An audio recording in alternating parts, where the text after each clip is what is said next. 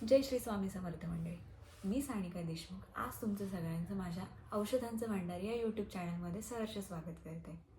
मी नेमकं या माझ्या चॅनलमध्ये सांगणार तरी काय, आपण डॉक्टरांकडे सतत येत जात राहतो, हो की नाही?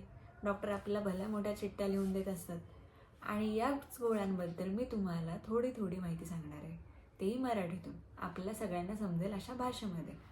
तर मी तुमचा जास्त वेळ न घेता आज माझ्या टॉपिककडे वळती. सायक्लोमाम टॅब्लेट. तुम्ही नाव तर ऐकलंच असेल.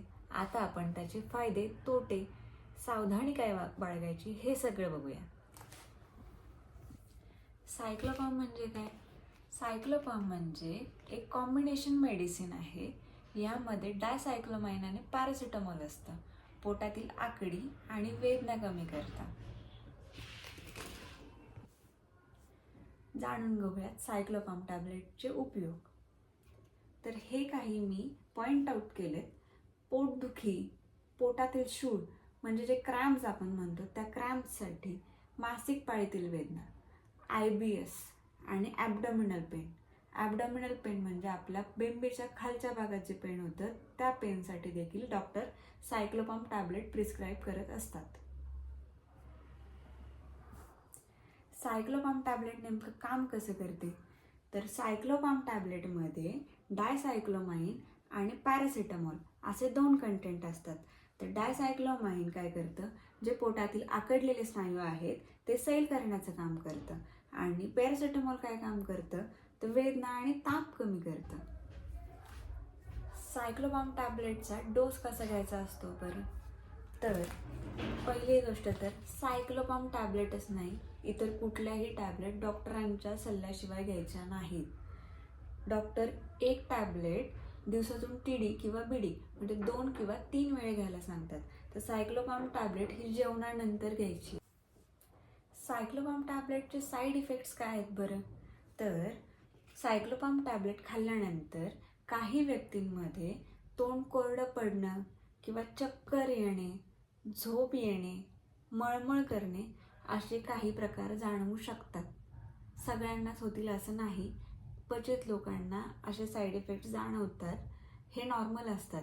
जर तुम्हाला जास्त प्रमाणात जाणवत असेल तर तुम्ही लगेच डॉक्टरांना दाखवून घ्यायचं. सायक्लोमाम टॅब्लेटबद्दल जवळपास सगळी माहिती झाली, पण आता सावधगिरी कुणी बाळगायची आहे? तर गर्भवती व स्तनपान करणाऱ्या स्त्रिया, हृदय, किडनी, लिव्हर असणारे रुग्ण यांनी डॉक्टरांना विचारल्याशिवाय कुठलीच गोळी घ्यायची नाही. अल्कोहोल सोबत म्हणजे दारू पिलेल्या व्यक्तीला सायक्लोमाम टॅब्लेट द्यायची नाही. रिॲक्शन्स होतात बॉडीमध्ये, त्यांनी वेगळं काहीतरी होऊ शकतं. त्यामुळं या लोकांनी म्हणजे गर्भवती स्त्रियांनी, हृदय, किडनी म्हणजे मेजर आजार असणाऱ्या रुग्णांनी सायक्लोमाम टॅब्लेट किंवा इतर कुठलीही टॅब्लेट घेताना डॉक्टरांचा सल्ला घेऊनच गोळी घ्यायची. महत्त्वाची सूचना, सगळ्यात महत्त्वाची सूचना, स्वतःहून कुठलंही औषध घ्यायचं नाही. डॉक्टरांचा आवश्यक तो सल्ला घ्यायचा. आणि हा माझा व्हिडिओ मी फक्त एज्युकेशनल पर्पज आणि जनजागृतीसाठी बनवलेला आहे. याच्या मागे दुसरा कुठलाही हेतू नाही. आणि हा माझा व्हिडिओ जर तुम्हाला आवडला असेल, ही माहिती जर तुम्हाला उपयोगी पडली असेल तर व्हिडिओला लाईक नक्की करा. आणि अशाच अजून माहितीसाठी माझ्या औषधांचं भांडार या यूट्यूब चॅनलला सबस्क्राईब करा. आणि या व्हिडिओबद्दल जर तुम्हाला काही क्युरीज असतील, काही विचारायचं असेल तर तुम्ही कमेंट बॉक्समध्ये कमेंट करा.